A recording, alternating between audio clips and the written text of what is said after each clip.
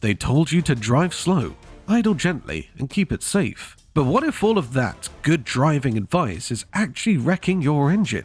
European drivers are failing for these myths every day and paying the price with blown pistons, clogged filters, and destroyed gearboxes. This video exposes the truth behind 6 habits that are quietly ruining your car.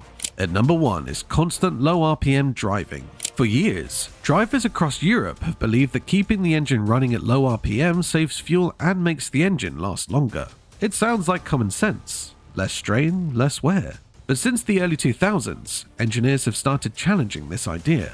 What they found is surprising. Driving at consistently low RPMs, especially below 1500, can quietly destroy your engine over time. And it's not just older engines. This applies even more to the modern turbocharged and direct injection engines found in most European cars today. When you drive at low revs, the engine's oil pump doesn't spin fast enough to build the pressure it needs. According to research from Schaeffler, engines need at least 0.7 to 0.8 bar of oil pressure to keep parts like the crankshaft, camshaft, and valves properly lubricated. But when the RPM stays too low, the pressure often falls short. That leads to metal rubbing against metal.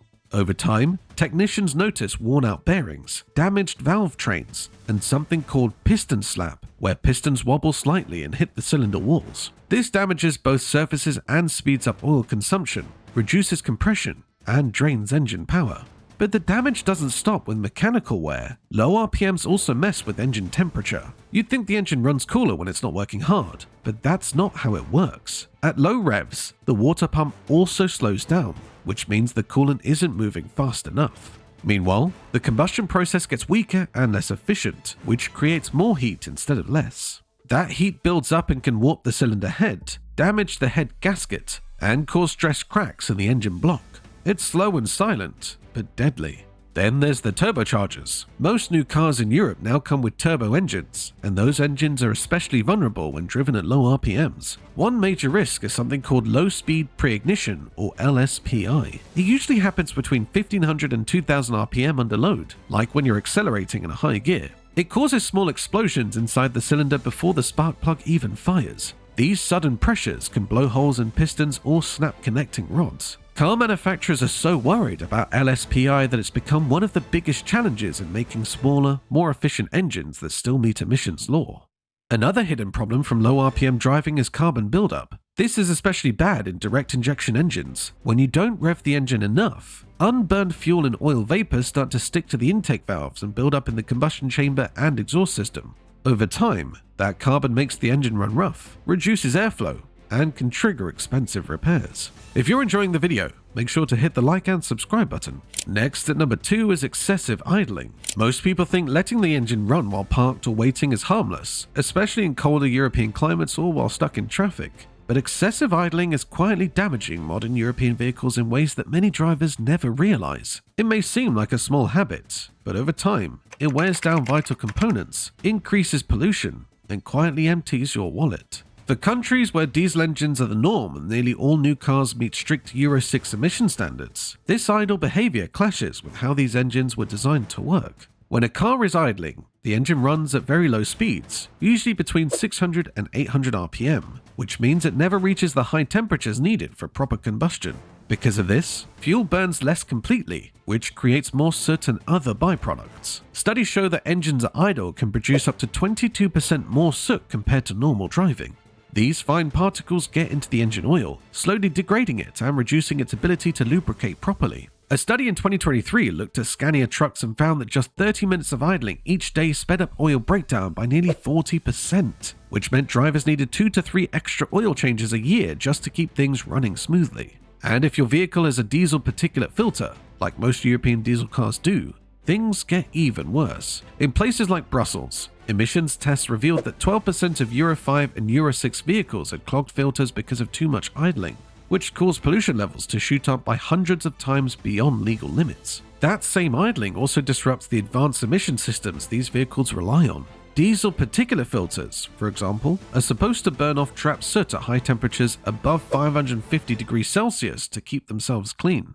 But that never happens when idling. In fact, data from over 700,000 cars across the EU showed that vehicles with lots of idle time had filters that worn out 42% faster than normal. and the average repair bill was around €2,300. Gasoline engines don't escape either. When they idle for too long, their catalytic converters start to fail because leftover fuel vapor sticks to them, lowering their ability to clean the air by up to 20%. Even hybrid vehicles are affected. Plug-in hybrids, which are becoming more popular and made up 11% of car sales in 2024, were found to idle 3.5 times more in real-world driving compared to what the lab tests expected. That means they end up emitting as much CO2 as regular petrol cars. Moving to number 3, let's talk about something most drivers ignore: the air filter. It might seem unimportant, but it plays a massive role in your car's health. It filters out dust, pollen, soot, and even microplastics, all common in European cities. But when it clogs up, airflow drops by 20%. That throws off the fuel-air mix, making the engine run rich, meaning it burns more fuel than it should. This can cost you an extra €150 to €300 a year at the pump. And if your car has a turbocharger, like many European cars do, that poor airflow can cause the turbo to surge. That's a fast track to bearing failure and €2,000 plus repairs. On the environmental side, dirty filters make things worse too. A German study found that clogged filters raise CO emissions by 13% and hydrocarbon emissions by 9%. That's a problem in countries with strict emissions laws like France and Germany, where failing the test can lead to €90 to €1,500 fines and a mandatory retest. There's also long-term engine damage to worry about. Less air means incomplete combustion, which leads to carbon buildup. That wears down piston rings and cylinder walls, cutting engine life by 30,000 to 50,000 kilometers. Some drivers try to clean paper filters with compressed air, but that's a mistake. It just pushes dirt deeper into the material, making things worse. In fact, efficiency drops by 22% and resistance increases by 18% after these so-called cleanings. Instead, follow the service manual. Most filters need to be replaced every 15,000 to 30,000 kilometers. There are also better alternatives too. Cotton air filters that meet ISO 16890 standards trap 99% of particles as small as 0.3 microns and still let your engine breathe properly. And at just €25 to €60, replacing your filter can restore 5 to 10% of your engine's power and reduce emissions by 4%. Considering the EU wants to cut transport emissions by 90% before 2050, this is an easy win. At number 4, let's talk about a habit that quietly ruins engines across Europe: running your car on low fuel. Most drivers ignore the warning light, but in 2023 alone, fuel pump failures shot up by 27%, which is 4 times more than the previous year. The reason? Modern fuel pumps need to be submerged in fuel to stay cool. Without enough fuel, they overheat fast, reaching temperatures over 120 Celsius. That kind of heat speeds up wear by 300%. And when that fails, it's not cheap. Replacing a fuel pump in European cars like BMWs or Audis usually costs between €300 to €900, including labor. Diesel cars have it even worse. Running a tank below 25% can cause airlocks in the high-pressure fuel system. These systems operate under insane pressure, up to 2,200 bar, and any air inside throws off timing, raises emissions by 40%, and can lead to repairs that cost more than €2,000. Then there's the sludge problem. Diesel sold in Europe allows up to 10 milligrams of dirt per kilo. Over time, all that junk settles at the bottom of the tank. When your tank gets too low, especially under 15%, the pump starts sucking up this muck. That clogs up your filters and pushes dirty fuel into the injectors. Efficiency drops, emissions go up, and soon you're dealing with €600 bills for regenerating the DPF. But it doesn't end there. Low fuel levels also lead to water buildup. In cooler countries like the UK or Germany, fuel tanks pull in moisture through condensation, sometimes as much as 50 milliliters a year. That water mixes with biodiesel and turns into corrosive acid, slowly eating away at aluminium fuel rails and pump vanes. It gets even riskier with ethanol. Since 2024, E10 petrol, which contains 10% ethanol, became standard across Europe. Ethanol absorbs water quickly, and when your tank is low, it only gets worse. That means faster rust, faster wear, and a higher chance of breakdowns. To fight this, some car makers are trying to help. Volkswagen's newer TSI engines limit RPMs to 2,500 when fuel drops below 8%. That may save the engine in the moment, but it still reduces pump life by 20,000 kilometers. And in Euro 7 compliant vehicles, even running low just once or twice can bump CO2 emissions by 15 grams per kilometer. So that little blinking fuel light, it's a bigger deal than most people realize. Now at number 5, here's something you might be doing without even thinking: shifting from reverse to drive while the car is still moving. In Europe's tight cities and narrow streets, drivers often make quick gear changes to squeeze into parking spots, but this small mistake can silently destroy your transmission over time. When you shift gears without fully stopping, the transmission takes the hit. Instead of the brakes, the gearbox absorbs the car's momentum. That puts 2 to 3 times the normal pressure on clutch packs and synchronizers. If you're moving just 5 kilometers per hour, the gears might be spinning at totally different speeds, up to 1200 RPM apart. When they crash into each other like that, the gear teeth wear down fast. Even light damage of 0.02 millimeters per incident adds up. Do this a few hundred times, which is easy in 3 years of city driving, and you're looking at a full gear set replacement. Newer transmissions like the ZF 8-speed and BMWs and Audis have a safety system that blocks reverse if you're going too fast.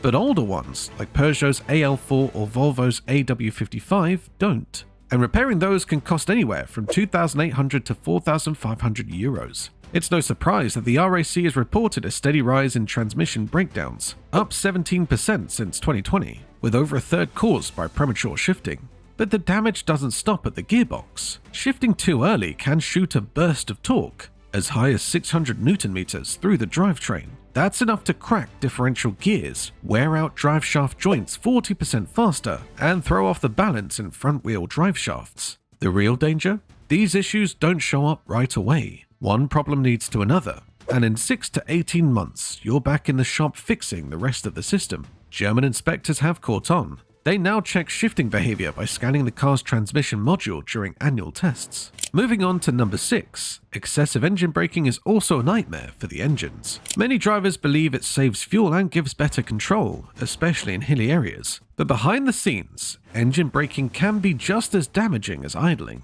especially to the mechanical parts inside the car and the air we breathe. European research has shown that up to 30% of the ultrafine particles released when cars slow down actually come from the engine braking, not the exhaust pipe.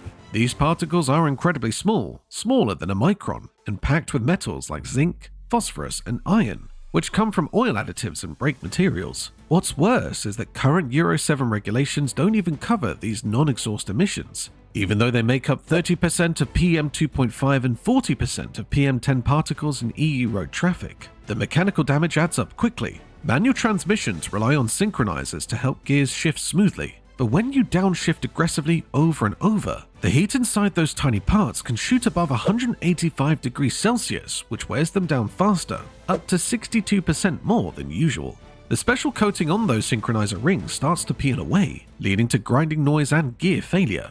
In automatic cars, engine braking sends sudden force back through the torque converter and planetary gears, causing stress that's 2 to 3 times beyond what they were designed to handle. And engine mounts, which are only meant to handle a certain amount of movement over 100,000 kilometers, start cracking from the repeated twist and shake. That leads to weird vibrations inside the cabin and bigger problems in the drivetrain. Financially, these problems aren't cheap to fix. Replacing synchronizers in a manual car costs between 800 and 1200 euros, while rebuilding an automatic transmission runs anywhere from 2,350 to 3,400 euros. And things are about to get even stricter. Starting in 2024, the EU is pushing for tighter rules around non-exhaust emissions, and by 2027, engine braking particles might actually be regulated as pollutants.